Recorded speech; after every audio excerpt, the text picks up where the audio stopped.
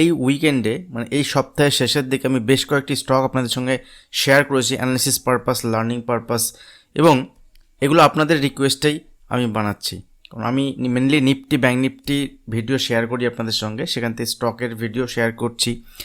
তো এগুলো আপনাদের রিকোয়েস্টের জন্য আপনারা ভিডিও চেয়েছেন। সেক্ষেত্রে আমার চাওয়া কী থাকে, আপনাদের থেকে আমার একটাই চাওয়ার থাকে, লাইক। যদি 100 লাইক কমপ্লিট হয় সেক্ষেত্রে আগামী দিনে আমি এই ধরনের ভিডিও আরও বেশি করে আপনাদের জন্য আনতে পারবো। সেক্টর ওয়াইজ আপনাদের সঙ্গে ডিসকাস করেছি, বিশেষত ফার্মা সেক্টর, অটো সেক্টর, এসব সেক্টর, আইটি সেক্টর একটা মুভমেন্ট আমরা পজিটিভ সাইডে দেখেছি, এবং যেগুলো আমি লাস্ট কয়েকটা সপ্তাহ থেকে আপনাদের সঙ্গে ডিসকাস করছিলাম। এবং যদি আমরা লাস্ট 2-1 দিন ধরে আমি আপনাদের সঙ্গে শেয়ার করেছি যে আরবিআই কিছু পলিসি এসছে, কিছু নিউজ এসছে, তার জন্য এনবিএফসি কোম্পানি, বিশেষত যেসব কোম্পানিগুলো লোন প্রোভাইড করে আনসিকিউরড লোন, সেই সব কোম্পানিগুলোর ওপরে একটা নেগেটিভ সাইডে এফেক্ট আসতে পারে। তো এরই মধ্যে একটা ইম্পর্টেন্ট সেক্টর নিয়ে আমি আপনাদের সঙ্গে ডিসকাস করবো, এবং সেই সেক্টরের দুটি ইম্পর্টেন্ট স্টক নিয়ে আমি আপনাদের সঙ্গে এই ভিডিওতে আলোচনা করব। যে সেক্টর নিয়ে আমি আপনাদের সঙ্গে ডিসকাস করবো সেই সেক্টরটি হচ্ছে FMCG sector, that means fast moving consumer goods. Fast moving consumer goods sector বলতে বোঝায় বাজারে যেসব প্রোডাক্টের কনজামশান খুব বেশি হয়, খুব ফাস্ট হয়। সেগুলোর মধ্যে যদি দেখেন সেক্ষেত্রে ডেলি যে ইউজেবল জিনিসগুলো আছে, যেমন টুথপেস্ট হতে পারে, বিস্কিট হতে পারে, খাবার দাবারের জিনিস, এই সমস্ত বিষয়ের যেসব কোম্পানি স্টক মার্কেটে এনলিস্টেড আছে সেই কোম্পানিগুলোকেই এই এফএমসিজি সেক্টরের মধ্যে ফেলা হয়। তো এফএমসিজি ইন্ডেক্স যদি আমরা দেখি, দেখুন এর সেক্টরের সবথেকে হেভি ওয়েটেজ যদি স্টক দেখি সেটা হচ্ছে আইটিসি, যার ওয়েটেজ 30%-এর বেশি। তো এছাড়াও হিন্দুস্তান ইউনিলিভার সেকেন্ড পজিশনে আছে, এবং টাটা কনজিউমার, গোদরেজ কনজিউমার, এসব স্টকগুলি কিন্তু এই সেক্টরের মধ্যে আছে। এই সেক্টর যদি আমরা দেখি, দেখুন বেশ কয়েকদিন ধরে এখানে কনসোলিডেশন হয়েছে। জুলাই মাসে একটা হাই তৈরি করেছিল, তারপরে দেখুন এখান থেকে একটা রেঞ্জের মধ্যে আছে স্টক, এবং এখান থেকে স্টক রেঞ্জ বানানোর পরে এখানে কিন্তু এই রেঞ্জ ব্রেক করছে। যদি আমি এখানে লাইন ড্র করি, দেখুন একটা এখান থেকে রেজিস্ট্যান্স লেভেল তৈরি করছিল, এবং রেজিস্ট্যান্স লেভেলটা আস্তে আস্তে উপরের দিকে শিফট হচ্ছিল, এবং ফাইনালি এখানে আবার দেখুন ব্রেকআউট লেভেলের কাছে ট্রেড করছে। তো যদি এখান থেকে উপরের দিকে একটা মুভমেন্ট হয়, এবং এখানে দেখুন মাল্টিপল বটম ফরমেশন করেছে, যদি এই লেভেলকে ব্রেক আউট হয় সেক্ষেত্রে উপরের দিকে একটা মুভমেন্ট দেখাতে পারে। এবং আমাদের মার্কেটে আগামী কয়েকদিন ট্রেড করা একটু ডিফিকাল্ট, কারণ দেখুন ব্যাঙ্কিং সেক্টর একরকম বিহেভ করছে, কারণ banking sector, financial sector weakness আছে। আমি লাস্ট কয়েকদিন ধরে আপনাদের সঙ্গে ডিসকাস করছি, যদি ইম্পর্টেন্ট লেভেলের উপর ট্রেড করে সেক্ষেত্রে আমি আপনাদের সঙ্গে ডিসকাস করবো। আর নিফটি ব্যাঙ্ক নিফটি অ্যানালিসিস আজকে আমি শেয়ার করবো ছোটো করে আপনাদের সঙ্গে এর পরের ভিডিওতে। তো দেখুন banking sector, that means financial সেক্টরে উইক, এবং নিফটিতে একটা স্ট্রংনেস, একটা স্ট্রং মুভমেন্ট আমরা দেখছি because of IT, because of Pharma, because of FMCG. তো এইসব কোম্পানিগুলো, এইসব সেক্টরগুলোর জন্য কিন্তু আমাদের নিফটিতে যেহেতু এর কন্ট্রিবিউশন বেশি আছে, তো নিফটিতে একটা পজিটিভ সাইডে মুভমেন্ট হলেও ব্যাঙ্কিং সেক্টর এখনও পর্যন্ত উইকনেস দেখাচ্ছে। এবার ইম্পর্টেন্ট লেভেল যদি ব্রেক করে, ব্যাঙ্কিং সেক্টর যদি পারফর্ম করে, উপরের দিকে মুভমেন্ট হয়, সেক্ষেত্রে আমাদের মার্কেটে খুব ভালো একটা মুভমেন্ট দেখাতে পারে। বাট যদি ব্যাঙ্কিং সেক্টর বা ফাইন্যান্সিয়াল সেক্টর ভালো পারফর্ম নাও করে, সেক্ষেত্রে যদি এই বাকি সেক্টরগুলো পারফর্ম করে, তাহলে কিন্তু নিফটি একটা নিউট্রাল পজিশনে থাকবে। খুব বড় কারেকশান নিচের দিকে যেমন হবে না, উপরের দিকে মুভমেন্ট হলেও ছোটো একটা মুভমেন্ট হতে পারে। সেজন্য আগামী দিনে ট্রেড করা মার্কেটে, স্পেশালি নিফটি, ব্যাঙ্ক নিফটি, ফিন নিফটিতে একটু ডিফিকাল্ট হতে পারে। সেক্ষেত্রে আমার সাজেশন থাকবে, আপনারা অপশনে ট্রেড করলে অল্প কোয়ান্টিটিতে ট্রেড করুন। পজিশান তৈরি হলে, দ্যাট মিনস সেট আপ তৈরি হলে তখনই ট্রেড নিন। সিচুয়েশান তৈরি হলে বেশি ওভার ট্রেড করতে যাবেন না, সেক্ষেত্রে লস হওয়ার সম্ভাবনা বেশি থাকবে।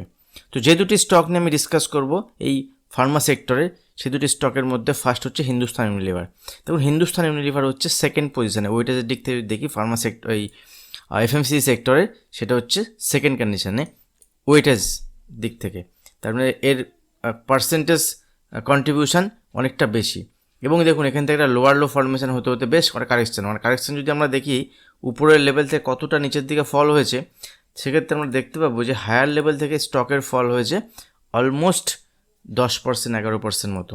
এবং ফল হওয়ার পরে দেখুন এখানে অনেক দিন ধরে টাইম স্পেন্ড করেছে, এবং একটা বটম ফরমেশন চেষ্টা করছে।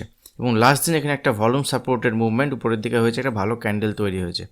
তো এখানে এটা ছোট ব্রেকআউট আমরা বলতে পারি, এখান থেকে নিচের লেভেল থেকে দেখুন এখানে ব্রেকআউট বলতে পারি, ডাবল বটম ফরমেশন বলতে পারেন, এখানে অনেক দিন ধরে একটা বটম ফরমেশন আপনি বলতে পারেন।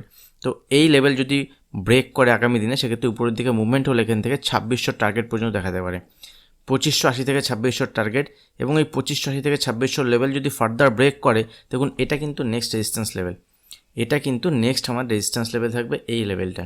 যদি এই 2580 থেকে 2600 লেভেলকে ব্রেক করে স্টক এখান থেকে, সেক্ষেত্রে আগামী দিন এখান থেকে আরও উপরের দিকে 3 to 5% মুভমেন্ট এই লেভেল থেকে দেখাতে পারে।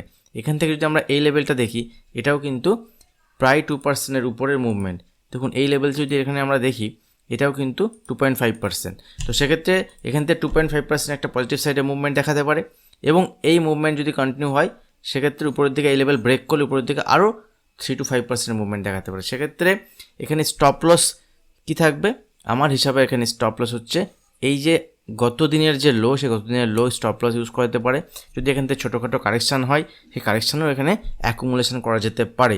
বাট এই ভিডিওতে আমি কোনো বাইং সেলিং রিকমেন্ডেশন করছি না, জাস্ট অ্যানালিসিস পারপাস আপনার সঙ্গে শেয়ার করছি। আপনি অ্যানালিসিস করে রিস্ক রিওয়ার্ড রেশিও বুঝে ট্রেডস নিতে পারেন, অথবা আপনার ফাইন্যান্সিয়াল অ্যাডভাইসের সঙ্গে কথা বলে আপনি ট্রেড নিতে পারেন। এখান থেকে একটা মুভমেন্ট হতে পারে। যারা অপশানে ট্রেড করেন, সেক্ষেত্রে এই স্টকে কিন্তু পজিশনালি অপশানেও ট্রেড নেওয়া যেতে পারে, অবশ্যই রিস্ক রিওয়ার্ড রেশিও বুঝে।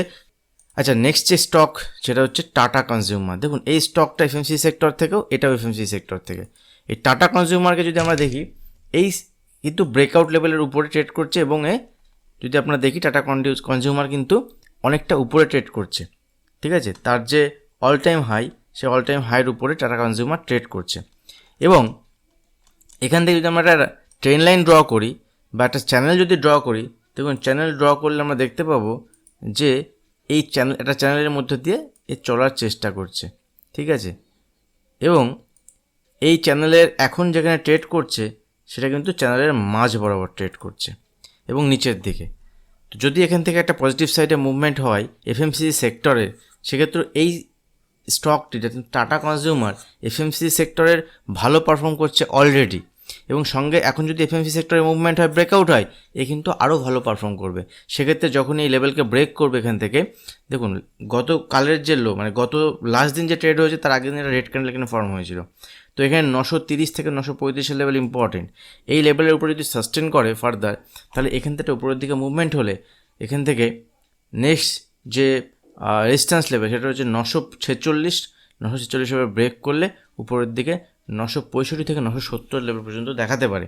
তো এখানে স্টপ লস কী থাকবে, দেখুন এই ট্রেন লাইনের যেটা আছে, এই ট্রেন লাইনকে স্টপ লস ইউজ করা যেতে পারে, এই ট্রেন লাইনকে। কারণ দেখুন এখান থেকে যখন উপরের দিকে মুভমেন্ট হয়েছে, বারবার কিন্তু এটা লো যেটা আছে, লোটা উপরের দিকে শিফট হয়েছে, লোটা উপরের দিকে শিফট হচ্ছে। তো এবারও যদি উপরের দিকে মুভমেন্ট হয়, সেক্ষেত্রে উপরের দিকে একটা বড় মুভমেন্ট দেখাতে পারে। অথবা নিচে এলে যদি এই ট্রেন লাইনকে ব্রেক করে, তাহলে স্টক উইক হয়ে যাবে, এখান থেকে ট্রেন্ড চেঞ্জ হয়ে যাবে। যদি স্টক এই ট্রেন লাইন ব্রেক না করে, সেক্ষেত্রে উপরের দিকে একটা মুভমেন্ট দেখাতে পারে। ভিডিও ভালো লাগলে অবশ্যই ভিডিওতে লাইক করবেন। আজ ভিডিও এখানে শেষ করছি, দেখা হবে নেক্সট ভিডিওতে। ধন্যবাদ।